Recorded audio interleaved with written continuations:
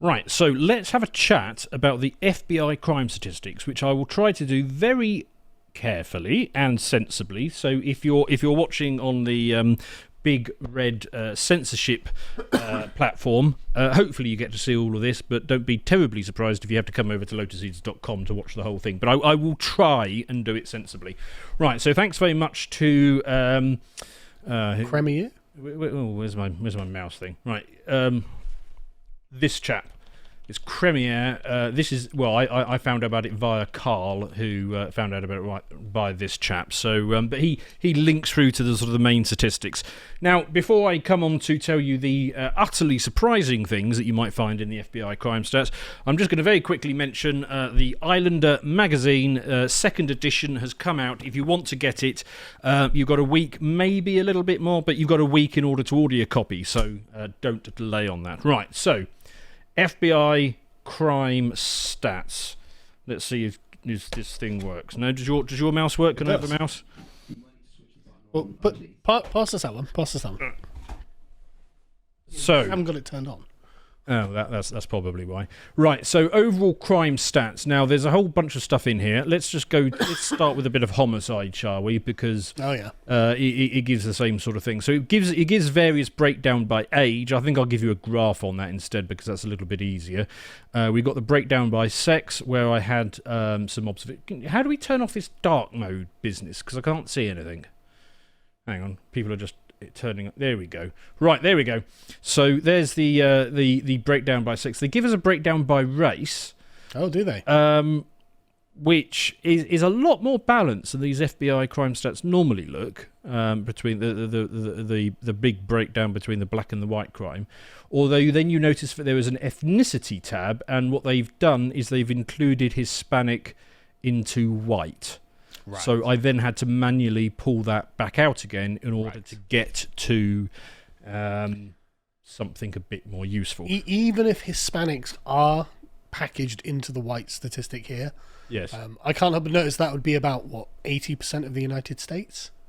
Hispanic and white? Well, interesting patterns emerge when you do the per capita thing. Yes. So if you're leftist watching this, you have no idea what I'm talking about at this point, but we will we will try and cover it. So, right. First interesting thing about the rate, because they can dally around the numbers a bit from bits, but the one thing you can normally rely on at least a bit is the trend. Where is the trend going? So this is interesting. So the red line that you see going down this ski slope here is robberies.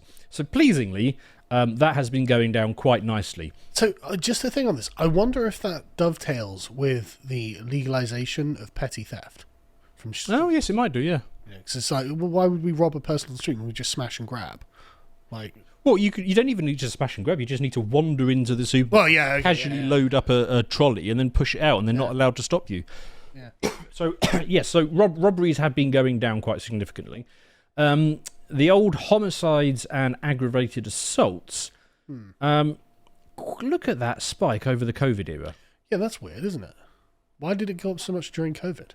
Yeah, because I mean, I didn't look at this, but I'd expect things like burglaries to be down because people are home most of the time. It's a little bit harder to get away with it, but something about that period really wound people up to the point where they were aggravatedly assaulting people or killing each other. Being locked in houses all day, every day with one another. Yes. Wasn't there a brief period when they were all encouraged to go out? So you have to stay in your house, which wound everybody up, but then they gave them a reason that they could go out that wasn't going to spread the virus.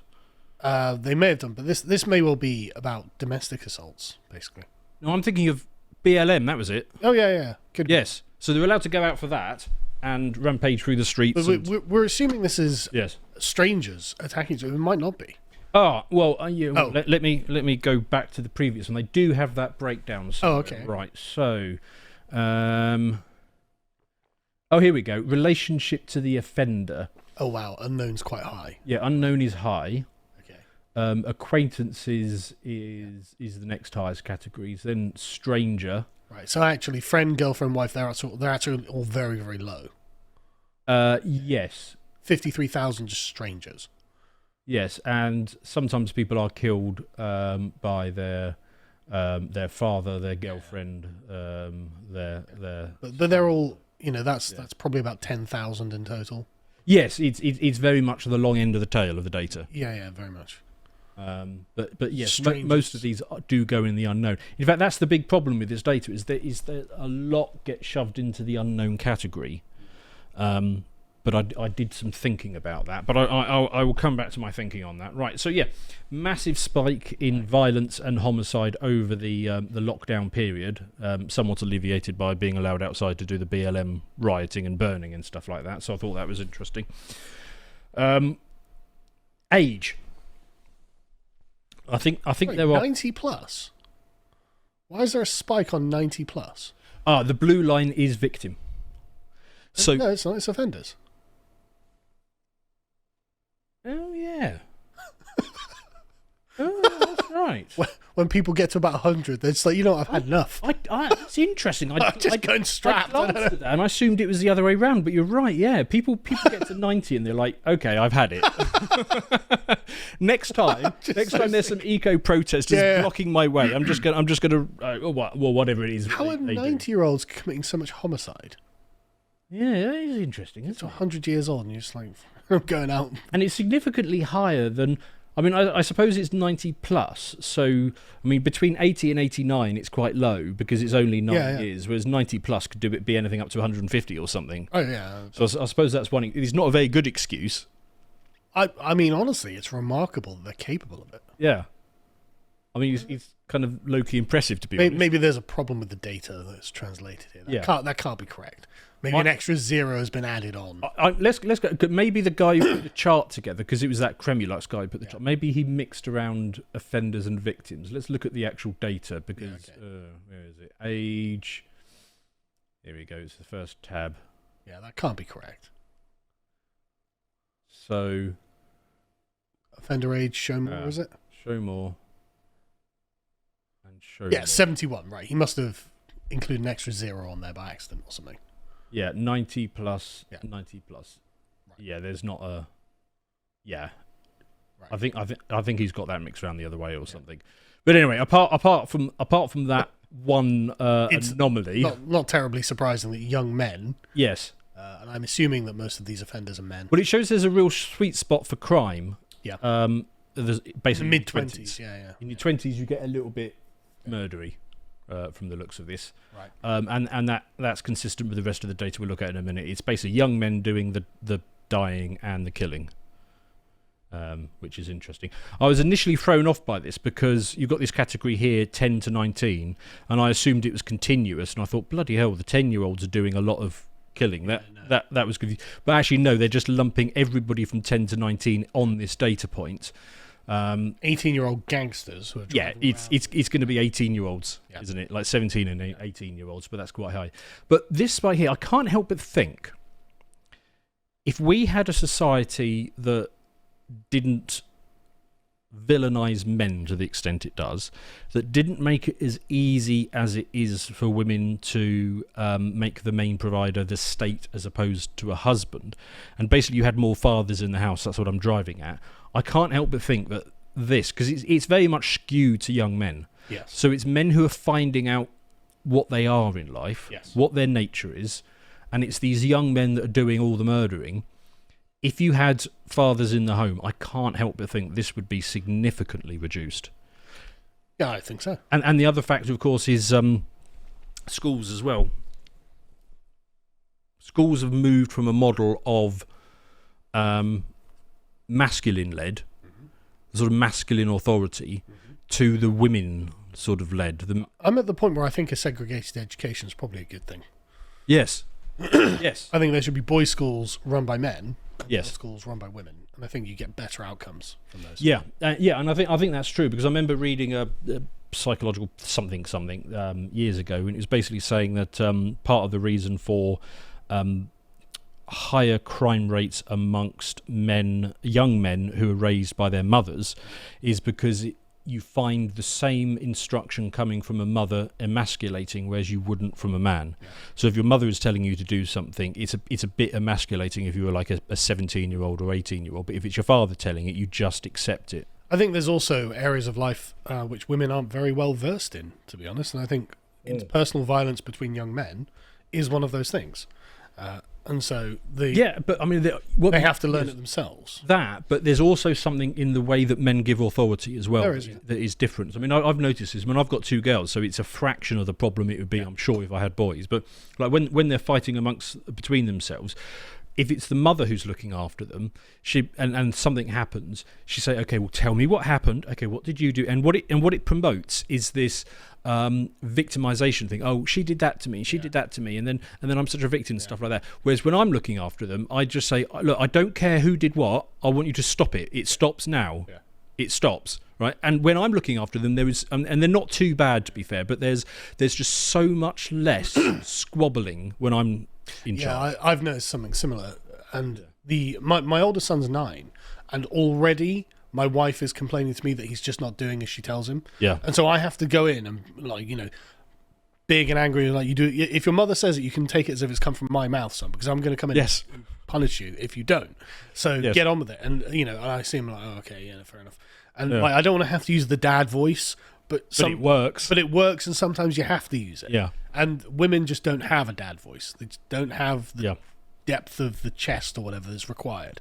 It's just a sad fact of life. Yeah. So. And I don't know quite how bad it is in schools, but I mean, we know a number of former teachers in our orbit, you know, people like Aaron, for example. And, you know, speaking, I don't know how much about he's spoken this online, but I know he's spoken about it to me, is that you just can't use the masculine energy in school. No. Everything gets long now. So he's not allowed to just tell them to pack it in. Yeah. He basically had to let them get away with it and just watch. Insufferable, isn't it? Yeah. So that's the big factor on age. Right, what have I got next? Oh, yes. I might start to get a little teeny tiny bit controversial here, but I'll try not to.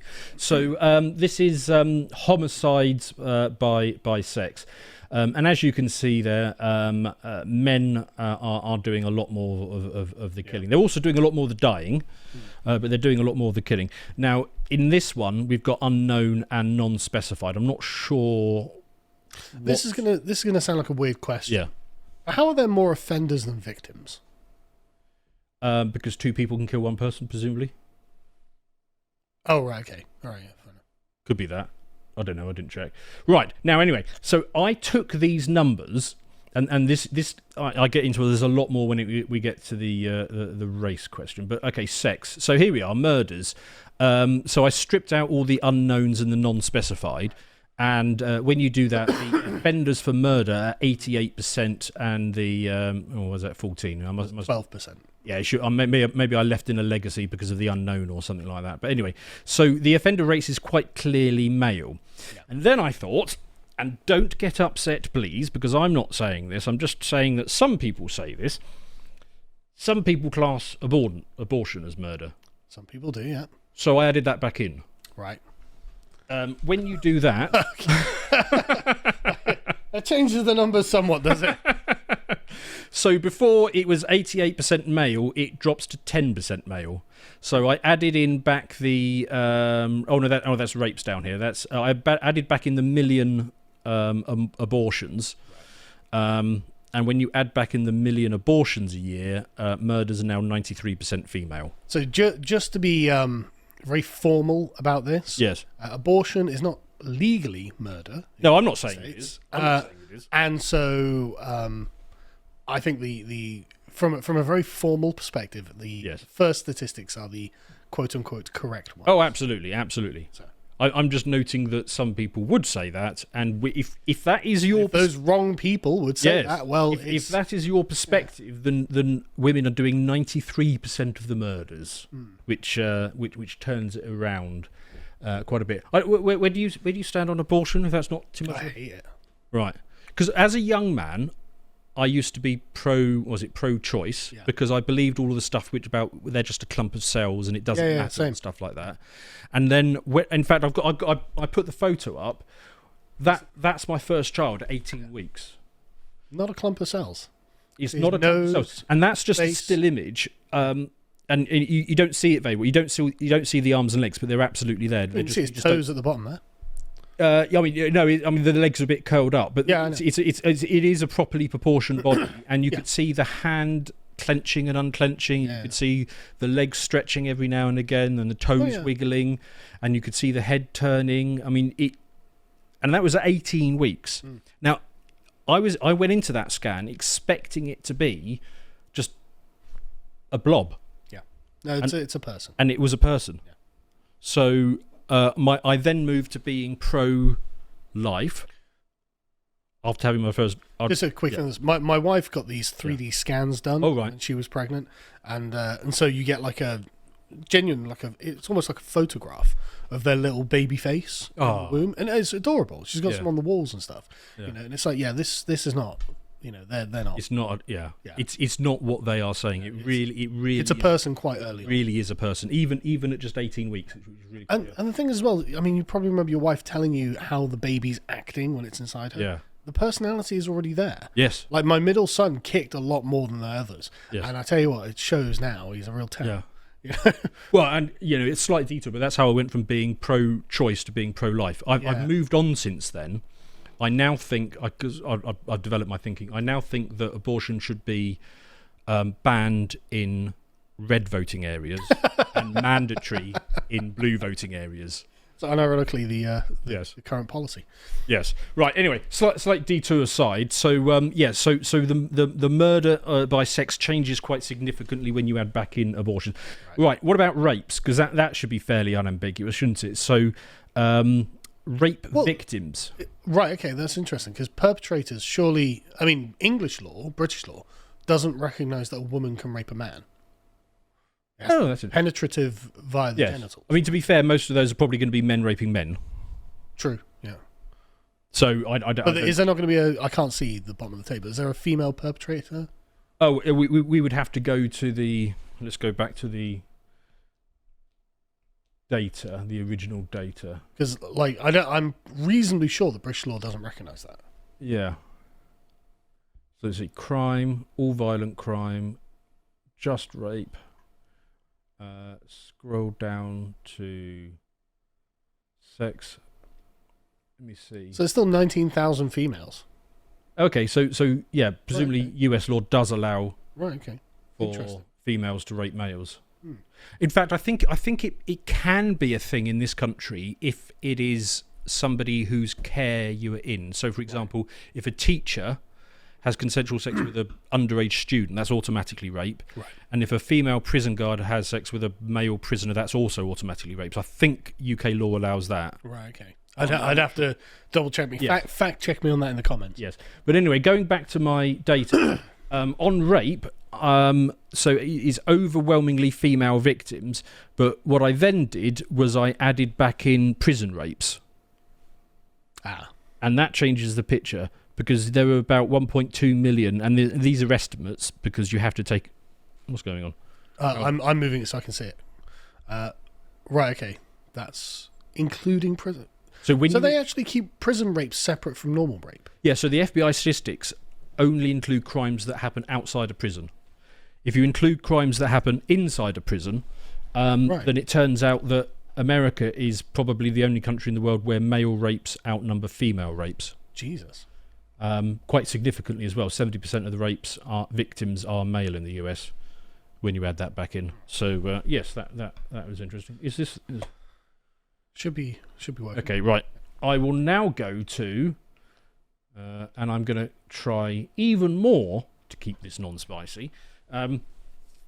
Homicide rates by race. Right. Yes, treading carefully here. So that's what the FBI statistics will tell you. That yes, that's the sort of breakdown between black and white. So 57% from the black community and 39% from the white community. Yes. Of course, this doesn't take into account population size. No. And the other interesting thing, let's go back to the data set. Okay, I want to go to homicide, and then I want to go to, have I got homicide? Work. There we go, homicide. Now I want to go to race. That's the breakdown. Although interestingly, within white, they've decided to include Hispanics. So you then have to do another calculation to add them back in, or to split them out. Right. So this is my starting table here. And if you look at just the FBI stats as presented, you've got this large amount of unknown, which I will come back to. Then I looked at, okay, the offender, how many of that group per offender? So basically, you would need to scoop up, aliens would need to come down and scoop up 8,000 random whites to find one murderer. Right. But they only need to scoop out 1,000 African Americans, apparently, to find a murderer. And then you can look at the comparative rate, and basically it's 8.1 to 1. So it's 8 times more likely.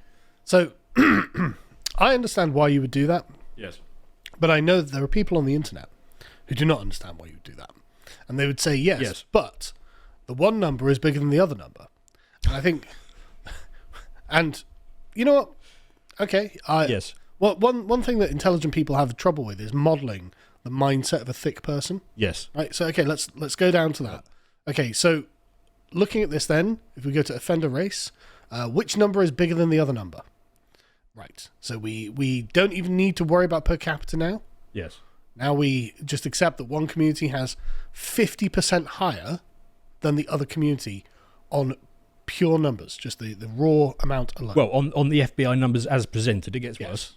Oh, of course it does. Right. So then what I did is I added, I split out the Latinos, because you can work backwards from the data to do that. Yep. So now we've got the African American rate is the same. The white rate comes down fairly markedly, and you've now got this new category of Hispanic and Latino. Right. So when you do that, using again white as the baseline, right, Hispanics are 60% more likely, and blacks are 840% more likely. Right. So that isn't good. However, then I decided, okay, let's go a little bit further with these numbers, because I'm having fun with the spreadsheet here. Because you know the overall population and you know the propensity to murder, you can extract from the unknowns and the non-specified. You could break them down into... Yes, you can. I mean, and this data could be wrong. It could be that every single black and Hispanic murderer gets caught, whereas the rest of them are just half of the... Well, not half. Yeah, more than half of the white murderers get away with it. Yeah. But it's not very likely, is it? It's more likely that the unsolved murders are in the same proportion as the rest. So, sure. I then added that back in. So there we go. We've lost the unknowns and the non-specified to generate a more likely murder rate, which is speaks for itself. It does. For those who are listening, these hypothetical aliens would now need to scoop up only 747 random African Americans to find somebody who'd committed a murder in that one particular year. Yeah, in 2023 or whatever it was. Yeah. And you'd have to scoop up 8,000 whites to find somebody who'd committed a murder in that particular year. Right. In fact, if I had more time, I probably would have then extrapolated this as to what is the probability of having committed a murder by group by the time you turn 40 or something. Yeah, oh yeah. And I just know that those numbers are going to be quite stunning. Maybe somebody's already done that and they can link us in the comments. You can see that when asked, the black community, why they don't want to abolish the police. Right. Yes. Well, I mean, and it's not quite a 1-for-1 ratio, but normally the offenders also match the race of the victims. Yeah. So it's very much a problem for them. Interracial violence is actually quite a small percentage of the actual violence that happens. Yes. Most of it is in communities and neighbourhoods. Is mostly interrace. Now, when you do that, these FBI crime statistics are suggesting for every murder that a per capita white person commits, you get almost twice as many from the Hispanic and Latino community, and 11 times as many from the black and African American community, which obviously shows that there is institutional racism or something, or maybe there's more youth clubs are needed or something. Yeah, I forget the precise argument. So anyway, I think I navigated that very deftly, and we can probably get away with putting that on YouTube. Oh yeah, I think so. If we're still here, thank you very much. I hope you appreciated that segment from the podcast of the Lotus Eaters, and if you want to see what else we're up to, you can watch us have a lot of fun in our series Lads Hour on the website. This time we're talking about GeoGuessr, and if you want to follow all the other work we're putting out, you can follow us on Twitter. Thank you very much for watching, and goodbye.